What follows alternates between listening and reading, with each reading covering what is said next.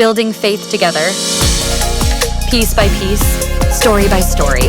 Welcome to the Faith in Pieces podcast. Welcome back to Faith in Pieces, a podcast of Mosaic United Methodist Church where we build our faith together piece by piece and story by story. Today we're doing a special one-off episode because all of us around the table a couple of weeks back went to Church of the Resurrection in Kansas City, where we spent a lot of time learning together at a place called the Leadership Institute. And so for 3 whole days, we all gathered and went to different sessions where we learned about leadership in the church, and we were all able to even go to some breakout sessions specifically about ministries that we are in constant communication with. And so whenever we go on trips like this, there are things that we take back that we're already working on, but we wanted to have a conversation, I think, just about what we learned to share with you as the church and some things that we're bringing home. And so we're going to kind of go around and talk about different sessions. We all have different sessions that we're going to talk about, but I think it's really interesting that we all picked different ones because there were different takeaways that we each had. Mm-hmm. So before we get started, you all have anything else to offer about Leadership Institute? Good barbecue. Yeah. What was your favorite place we went? Meat Mitch. Meat Mitch. Very good. Yeah. Christy and I got the burnt-in burrito tacos, and it was the best meal that I had when I was there, so I can vouch for that as well. Mm-hmm. All right, Joel, how about you get us started? What session stuck out to you? Well, I attended a lot of good sessions that I got a lot out of, but I think one of the things I wanted to share with the church was actually about a book that I received while at Leadership Institute that I started reading. It's called Boomerang, The Power of Effective Guest Follow-Up. And what I enjoyed most about the book is that it's a very compelling why, but also follows it up with very practical hows. The book shares what I think is the most important thing I've read so far in it is the 5D theory on why people come to a new church. That is divorce, death in the family, displacement or moving, disaster, and development for self, marriage, or children. And for me, this was eye-opening, and it wasn't that so much though, it was like, oh, how come I never thought of that before? But it was like, oh, we've always kind of known this, but have we really applied that filter to how we approach welcoming, hospitality, our website, our programming? Like, if we apply those things, how does that change our approach? And, you know, just for us to be able to put ourselves in the shoes of folks experiencing those things, and how might they experience us as they come into a new place? Yeah. So it's just something for us to really think about and start putting into place some things that, oh, you know what, somebody experiencing this might be looking for this, or they might want to be welcomed this way. And so just being able to think through and really put ourselves in the shoes of folks going through those things. Because I think sometimes the assumption is just like, oh, I'm going to get up and try a new church. I think maybe there's a few people who might do that, but overall, I think we could probably go back and the numbers would show like people who come and visit Mosaic are going through some of these things. Yeah, that kind of goes back. I've got my notes up for the session that I'm going to talk about, but in the session that I talked about, the pastor talked about always looking for the not statements of like when you hear someone say this, that's an opportunity to invite them to church, which kind of goes with the 5 Ds. And he mentioned hearing someone say, I'm not from here. Things are not going well, or I don't feel prepared for X, Y, Z. And I think, I'm really glad you brought that up because I think whenever we see new folks in worship, we just assume they just somehow got here and we're so glad they're here. But to think about the why of why they're here and how we cater our message, I think that's a really good takeaway. Yeah, and the last thing I'll share about the book is thinking about people's feelings they have with their first experience. And so the 3 big ones they talk about are they need to walk in and think they were hoping I would be here. They need to leave thinking they hope I come back. Yeah. And then they need to be followed up with and think they care about me. And so to me, all 3 of those are just, they hit really hard as like these are good lenses to put up against what we do here at Mosaic.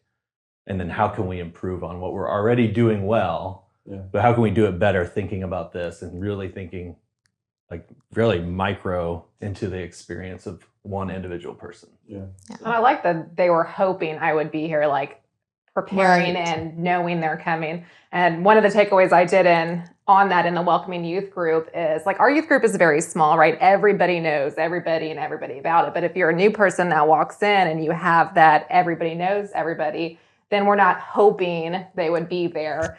So we just started this week. Students are wearing name tags. Like every week they're going to wear name tags, even though they all know their names. But when that one new person comes, we're hoping someone comes and they're already going to feel welcome when they walked in just by a simple name tag with a name.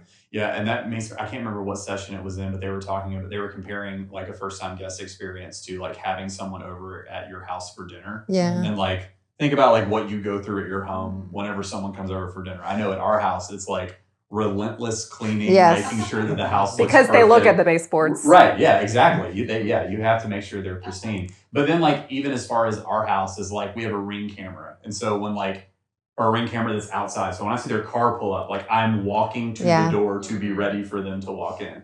Right. But like, so how do we adapt that thinking to church of like, if it is like kind of like a dinner party, how are we preparing to welcome somebody in well through that mindset? Yeah, I think there's a quote in this book about a lot of churches do well to like invite people in, but they compared it to like being invited to a dinner party.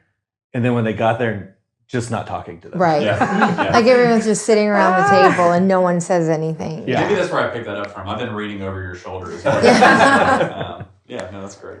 Thanks, Joel. Yeah. Christy, what do you got? I got, in my breakout sessions, I really focused on students. Last year I went and focused more on kids, and this time it was students. So one of the breakouts I took was engaging student leadership. And it really talked about creating a leadership culture within your student ministry. And I think this is something we can create in a leadership culture in kids ministry and in all areas of the church. But just the big thing they started off with is that everyone is a leader. Like it's not, and it was a leadership institute, so it's probably talked about a lot, but it's not a title, it's not a staff member, that everyone is a leader. And so for students, it's important because students do not see themselves as leaders, right? A lot of them, we were talking about God chooses the unlikely yesterday, and we looked at different examples from the Bible, and they looked at what they were being called to do. And we asked the students, would you be able or willing to do that? And all of the answers were no. I'm not a leader. I don't feel confident. I don't have the skills. Especially at that middle school age, they're figuring out who I am, where do I belong, what is my purpose. So it means us as adults, as mentors, as people in the church, we have a huge job to be able to allow students to and help students view themselves as leaders. Because God has given each of us skills and abilities, but our job is to be able to see those within students and to name it.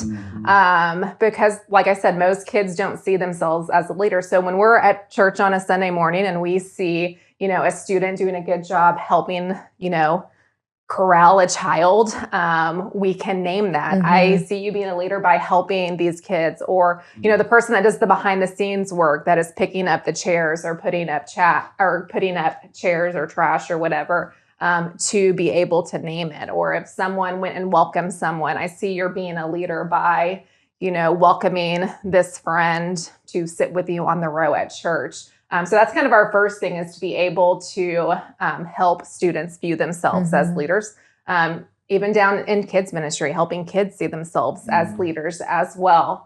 And then to really encourage student leadership. Student leadership just doesn't happen in student ministry. There's going to be things that we will be doing to create that culture, but in all areas of the church is providing opportunities for student leadership. And I think we have a good start. We have students on church council and different kind of organizations and helping out in different ways. But I think a step further would be, they talked about giving them the skills that they need to lead well in those areas. If I am on, this certain team, what do I need to know? How can I grow in it? Kind of had that adult alongside them that is giving them practical things they can do to grow in their leadership skills. But yeah, I think it's important for students to develop those skills at a young age and to see the gifts that God has given them, and for us to be able to speak those to them to help them identify what their skills and gifts are. One practical thing we've already started is we have awesome kids that help in kids' church, students that help in kids' church. And it's my fault. They come in and they help, and they're great helpers. But we haven't provided them the opportunity to lead in kids' church. So we've kind of started this process of we are going to develop student leaders in kids' church. They can apply to be student leaders. We're going to bring the adults that lead in there as well and give them hands-on skills of how to lead a small group or a movement activity for preschool kids, and walk them through what that looks like without kids in there at first. Right. When there are kids in there and they're leading it, we can do that follow-up with them. So I'm excited. To be able to help students grow in this area, because I think it's going to make a huge impact on Mosaic in their community and their schools. Right. But then when they leave and they graduate and go on, that they just have those leadership skills that will help them in all aspects of their life. Yeah, I think like as you were talking, the thing that I kept thinking about is like the United Methodist Church being a lady-led movement and training up our students from a very early age to recognize that I am a leader, and through my leadership, like the church continues to grow. Yeah. Right? And I think like evaluating like what are my leadership traits, or like how am I skilled as a leader? It's not am I a leader or not, but it's what leadership gifts have I been blessed with, and how can I use them well? So yeah. I mean, I said this at our one board meeting, and then it kind of became a joke last week, but I led by saying the phrase you just said of what we learned is that everybody is a leader. Yeah. And I told our one board, like, everybody in here is a leader, but we also have to recognize that everybody outside of this room is a leader too. So it's on our leadership within this group to go out and to recognize the leaders that are not in this space that are at Mosaic, and how can we use those talents. So I think there's adults just sitting around too that don't feel equipped or that they're a leader. So But if you're listening, you're a leader. Yeah. say to yourself, I am a leader. Yeah. Yes. In your bathroom That's mirror. great. I think you can't underestimate how powerful it is for not just like a church staff person, not for like their youth pastor or even just like youth volunteers, but just people in the church to call out gifts that they see that God has given. Yeah. Not only just students, but especially students. Right. To be able to say, I see this in you. A student hearing that can change the trajectory for them. And I think And when they hear the same things from different people consistently Right. over time, then they have the confidence. Yeah. I think that's part of the testimony that we have here at Mosaic is from my perspective on Sunday mornings, I can look out in the congregation and see young adults who lead with us that I looked out and saw on Wednesday nights when they were in junior high. Yeah. Right? Like it is a palpable, like we planted seeds, here's the fruit. Yeah. And so I think all of our investments aren't going to be that selfishly rewarding, Right. but the trust that it works. Like we have proof of concept within our seeds that this is a powerful thing that bears fruit. For sure. For sure. Thanks, Christine. yes. The session that really stuck out to me was a general session that we all attended by a pastor named Andy Stanley out of Atlanta. He was a pastor of a church that was in the Southern Baptist Convention, that left Southern Baptist Convention. So it was even like the fact that he was at a United Methodist Church event, like they made a big ordeal out of that, which it was, right? Like it's really cool that he can come and speak in this new way. But he talked a lot about being an invitational church and how you embed that within your culture. Kind of like when we talk about everybody's a leader, that everybody embraces this invitational concept and you get to see the fruit of that. So a couple of things that he said, I remember he began by saying, you marry the mission and you date the model. Yeah. Meaning that like the mission that we have. So the mission that we have here at Mosaic is connecting all people to experience and respond to God's unconditional love. That's something that we marry. But the model in which we go about doing that mission is something that we date, which means seasonally, like we'll change that a little bit, or we'll try new things to make sure that our mission is getting across in new ages and whatever is going on in our world. And so I thought that was really compelling. But he talked about like the disciplines of being an outward facing church. And I think all churches, not just Mosaic, but all churches, we can be really guilty about thinking about who is in the building and like catering ministries and ideas to the folks who are already here. without thinking about, no, we need to cater to those folks who are not yet here, or maybe perhaps will never come in here. But that's kind of the mission of the gospel, is to be this core group of people and then see how do we reach out into the community and embrace people well and welcome people well. And so some of the things that he talked about was just like, I think Joel kind of touched on this, but every Sunday, assuming that new people are in the room, like not looking for them to be like, hey, that person's new, but walking in on Sunday morning and assuming somebody is going to have a first-time guest experience today. Yeah. And how does our culture here embrace and assume that we know that they're in the room? He talked about seeing our worship each and every Sunday through a lens of outsiders. So he even talked about they've hired people before. I don't think we're going to do this, but like hiring secret shoppers. Secret shoppers, right? So people who come in on a Sunday morning who may sit off to the side, who are truly there only for the purpose of evaluating through a first-time guest lens and seeing like, what are the things I see? What do I hear? Who do I talk with? And Adam Hamilton, who's the pastor at Truth of Resurrection, when they concluded their session together, he said, like, we do that here. And he shared a really funny story of there was a person sitting on a bench and Adam walked by and could tell like they were just either sitting or trying to figure out where to go next. And he went down and sat with them and said, you know, how can I help you? And she said, well, I'm one of your secret shoppers for today. So like, for him, like that is a huge pastoral win of like, yes, I did this well.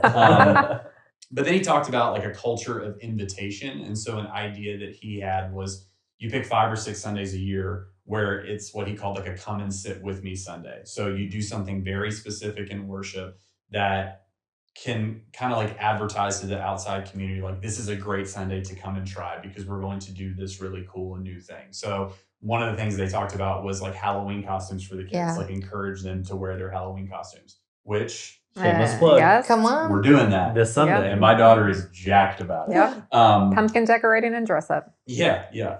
And he talked about too in the culture, and I already mentioned this earlier, but the knots that you assume. So like as leaders, since we're all leaders, as we've already previously established, you listen for those knots when you're in conversation with people. So if somebody comes up to you and you're engaging with them and they say, no, I'm not from here, I'm not feeling prepared for this thing, or I'm not sure where to go. That is an open invitation to say, well, why don't you come to church with me on Sunday? Or why don't you come try this small group, or come try midweek meal or middle ground, one of these plug-in opportunities that may not be something like Sunday worship, but is ingrained within the life of the church. And he closed all of this by talking about Acts 15:19, which I'm paraphrasing this here, but essentially saying we should not make it difficult for the Gentiles who are turning to God. And he used that expression to talk about like we as church leaders and we as the church should not make it difficult for people to walk into our space and feel welcome. So the biggest takeaway that I got there, you know, I think over the last couple of years, like we've done a good job of establishing a mission and a vision of who we are. And we've developed a really good base of people who are here at Mosaic. And I think as we pivot into 2026, we have this new opportunity in front of us to how can we be an outward facing church, and how do we start engaging with people who are not yet here at an even deeper level. So I'm already starting to try to brainstorm some of those ideas, but there were a lot of great sessions. That was the one where like my hand cramped up because I was taking so many notes. I like that one of the things he said was when they did secret shoppers at Andy's church, he intentionally hired like atheists and agnostics because he wanted a true outsider's opinion and thought and feeling. Yeah. I was like, that to me was a brilliant plan, because you are getting someone who has no skin in the game, and it is just, how was it welcoming? How was it inviting? What was all this about? And I was like, that never would have thought of that. And I think all the time I'm always drawn to the fact that like there are churchy words that we don't think are churchy, that somebody who's never been in church has no idea what those words mean. And so like that would be a good opportunity for that person to be like, you used a word that I have no idea what it means. Yeah. Kind of as an eye-opening experience. So. Well, that was good. Yeah. So again, I think all of the breakout sessions that we went to had some really good information for us to take back. But the one that I think I got the most out of is the Both and Church by Matt Majewski. And so he was really talking about how the church of today, the church as it moves forward, as the church that is going to survive into the future, has to remove and reject the either or identity that so many people, so much of the culture has adopted as just the norm and needs to replace it with like this both and mentality, this opportunity to grow in relationship with other people and not the either or. And so, you spoke into this yesterday in your sermon, but he listed a couple really great examples of what's being done and what needs to be done. And one of the things he hit on, and I think he hit on this throughout the entirety of his message, was the revival of Jesus. That if we are going to have growth in our momentum and our growth in our movement as the United Methodist Church, we really have to double down with the members that we have, the guests that we have, on the importance of relationship with Jesus Christ. And that needs to be an invitation and an opportunity for everyone to come and experience the life-changing relationship with Jesus. And we should be doing it regularly, providing opportunities for people to encounter Jesus. He also talked about reclaiming the Bible.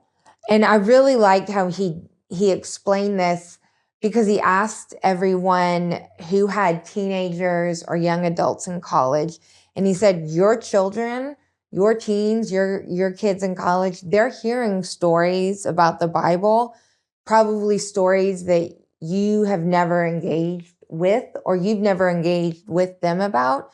So we have a responsibility as a church, even in those Bible stories that make us go, "Ooh, no, I don't want to read this. I don't want to teach this. I don't want to touch it." We have a responsibility to do that, because our kids, our teens, they're hearing about it. So we want to make sure that we are reclaiming the narrative according to our United Methodist theology. Yeah.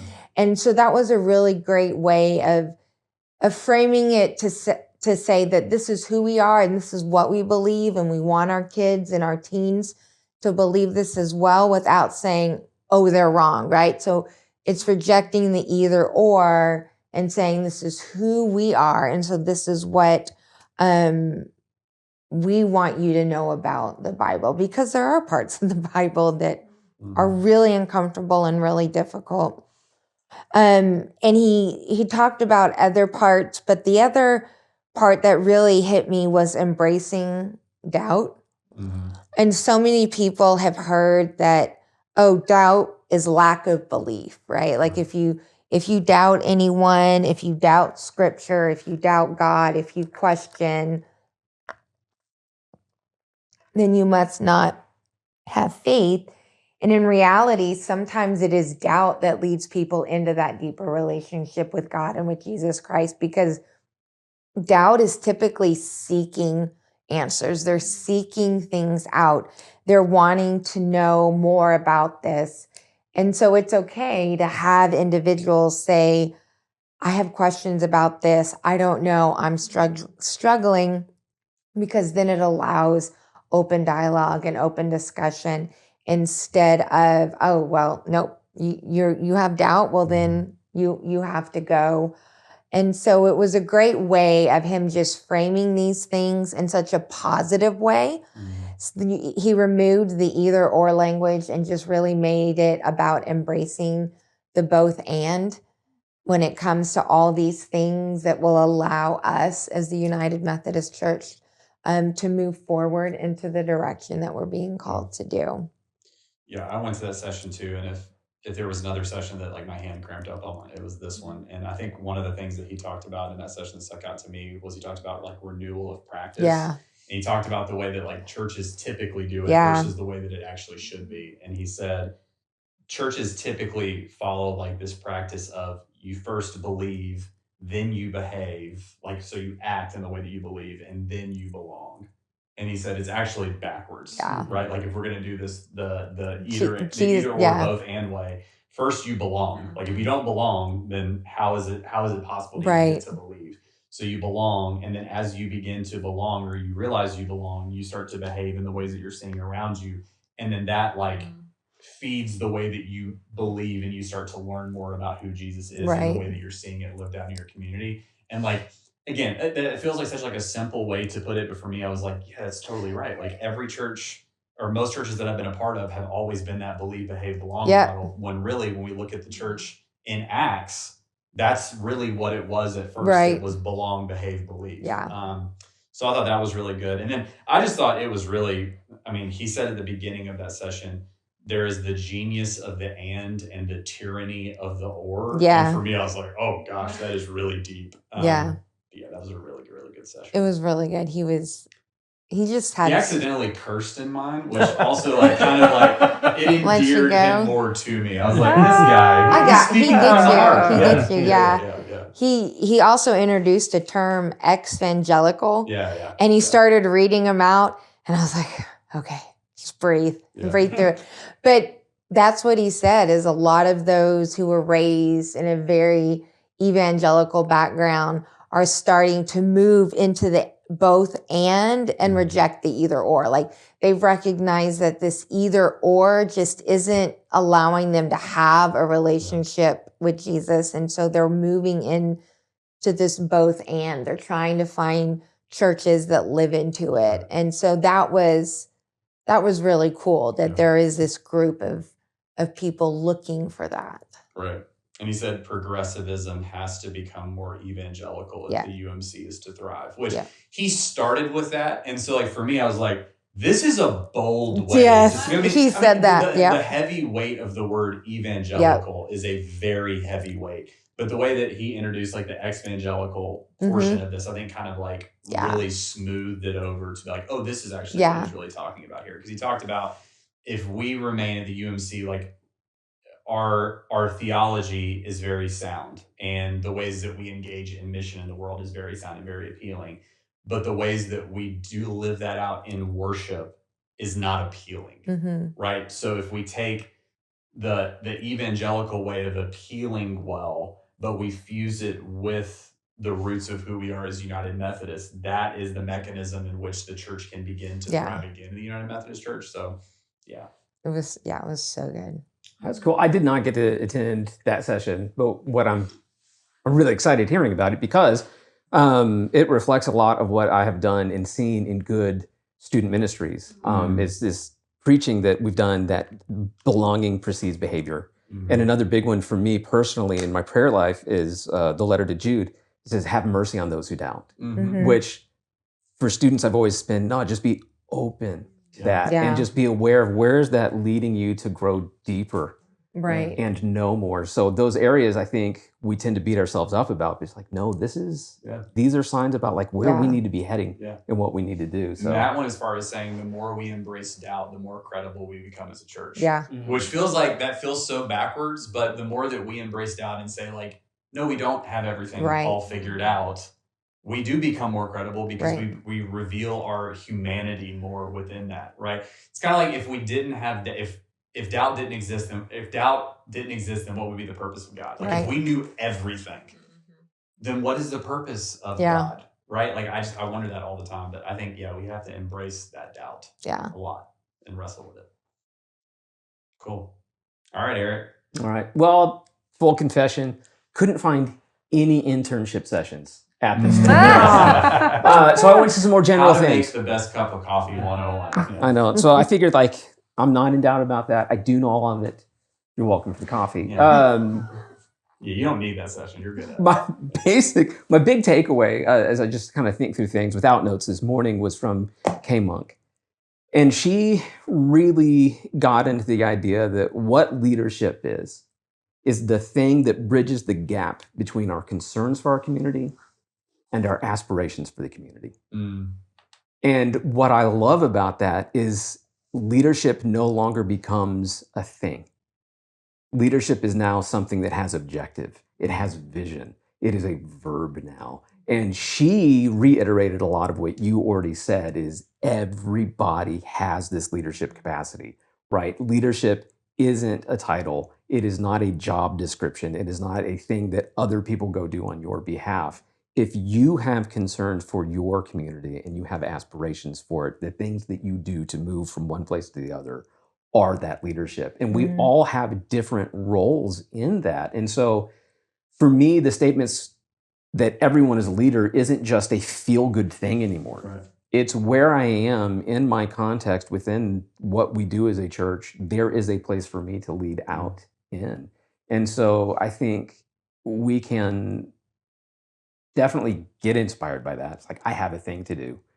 But we can also lean on that to not get overwhelmed by, oh my gosh, I have all these things to do. Right. Because leadership isn't, I do all of it. It's, I have identified my concerns and my aspirations for this thing within what we're doing together. And so I think it makes it attainable, you know, and in that way, our job with the more broadband view is then to identify and like recognize the good job that people are doing, right? And so when we tell people they're leaders, like, no, you voiced concern for this, and then you did this. You've demonstrated your Right. leadership before I even had the chance to give voice to the fact that you were able to do that. So that's been the takeaway for me, because I know that I think I'm slow to give voice to that. I see it, I appreciate it in other people, I lean on other people, but I haven't been good about maybe saying it out loud as much as I should have. Better with students than I am with my peers. And so, yeah, that's kind of like, as I think through things out loud, that's kind of what stuck out to me, I think, the most. Yeah. It's good. You brought up something, and Joel and I know we've talked about this, but like the love language assessment, like my lowest score by a hefty margin is words of affirmation. And I know Joel is a 3 on the Enneagram. And so like in our relationship, I've had to be like, I need to tell Joel he's doing it. Not because not out of anything other than like, I know that he needs this in order to feel validated and to continue to do the good work in which he's doing. But no, I think like, if you're somebody who struggles with words of affirmation, that's okay to struggle with it. But to like recognize the times, to be able to start doing like the mental discipline of, you know what, that person is doing a good job, and I'm going to get out of my comfort zone To tell them. Yeah. Because again, like we've kind of run around this over and over again. You never know how your words in a specific moment may have a directive on some person's spiritual growth with Jesus and with their leadership, just because you took 5 seconds out of your day to say, hey, I saw you do this, and this is what it showed me, and this is why it was powerful. Right. Yeah. I've had to learn that because I'm an 8 on the Enneagram. I do not need words of affirmation. Like, I don't need it, so I forget to give it to people. Yeah. So I have to remember that other people like to hear it. They need, like, and it's not a bad thing. It's just other people are not Whitney. Other people have different needs and gifts, but it does make a difference. And they appreciate it. For sure. Yeah. For sure. Well, I hope that this has been helpful. I think the purpose of doing this was so we could have like kind of a group think time after we've been there where we could talk all this out. We did that at dinner on Thursday night. But more importantly, when we go on trips like these, I want all of us to be aware, like, we're not just going for ourselves, but we're going to bring these things back. And part of the reason that whenever Joel brought this up, I thought it was a great idea is Good that job, Joel. now that, yes, Joel, Good job. I loved it. I loved it so much when you had this idea. And I Don't want to touch my validate. physical touch. I hit on one and just on the other. But no, I think part of the reason that it's good to do this is that you all, as people who listen to this podcast, who are leaders here at Mosaic, you can kind of keep us accountable on this. And any ideas that we've talked about, especially for the upcoming years, if there are things that you're excited about and you want to help be a part of that, please come tell us. If there are things that we talk about here that you don't see us doing in a couple of months, keep us in an account for that. Like, Absolutely. I think when we go to these trips, it's not, oh, we went to learn and then we throw everything away. It's no, we went to learn, and what are we going to take and actually implement here to develop the life of Mosaic for the greater good of Jesus in our community. And we learned a lot more, not just this. Yeah, so if yeah, you want to yes, ask even more questions, I've got 10 pages of I notes, mean, Yeah. There are little scribbles on here, as you can see, where I doodle whenever I'm processing. Okay. So that's okay. But yeah. Y'all have any final thoughts on Leadership Institute?